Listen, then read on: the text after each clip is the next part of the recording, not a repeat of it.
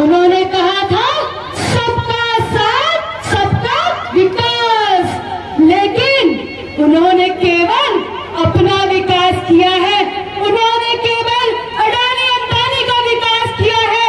उन्होंने अनेक वादा किया था, जैसा पहला वादा था कि किसानों की आय दुगनी होगी, क्या दुगनी हुई? उन्होंने कहा था हम महंगाई कम कर देंगे, क्या महंगाई कम हुई?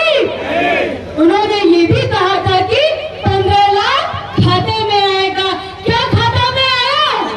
नहीं आया। और जब प्रदेश लाइन में लग गए नोटबंदी में, उन्होंने क्या कहा था? उन्होंने कहा था काला धन आएगा, क्या काला धन आया? नहीं आया।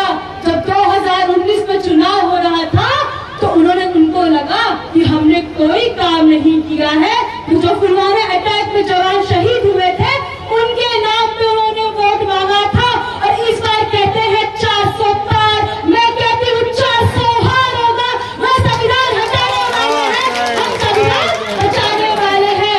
मैंने सुना था प्रधानमंत्री जी चाय बेचा करते थे, लेकिन मैं तो उनको BSNL बेचते देख रही हूँ, रेलवे बेचते देख रही हूँ, LIC बेचते देख रही हूँ, LIC पेंशन बेचते हैं, लेकिन उनसे प्रश्न कोई नहीं कर रहा है। मैं कहती हूँ जब बीजेपी वाले आए उनसे प्रश्न कीजिए। जब एक MP 5 साल के लिए हो सकता है, एक सिपाही 4 साल के लिए क्यों? एक MP को पेंशन मिल सकती है, एक अग्निवीर को पेंशन क्यों नहीं मिल सकती है?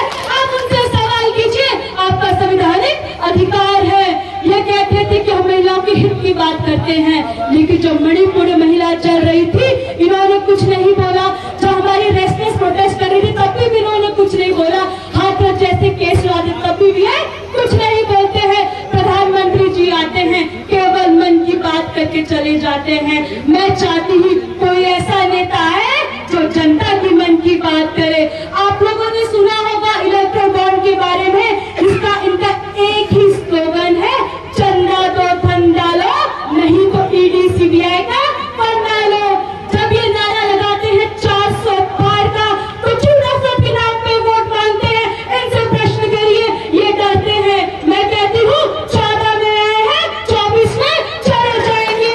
मैं आपसे निवेदन करती हूँ, जब बीजेपी वाले आए इनसे पूछिए आपके पास संविधान का अधिकार है, इनसे पूछिए कि आपने कहा था कि शिक्षा के लिए क्या किया, इनसे पूछिए आपने हॉस्पिटल क्या किया, इनसे पूछिए आपने डेवलपमेंट कितना किया है। मैंने सुना था स्मृति ईरानी जी रास्ते में 36 सिलेंडर लेके जब 4 स्वागत था, उनसे पूछिए आप कहाँ गायब हो गई हैं, आप कहाँ दिख नहीं रही हैं? इनसे पूछिए, महंगाई के ऊपर प्रश्न कीजिए।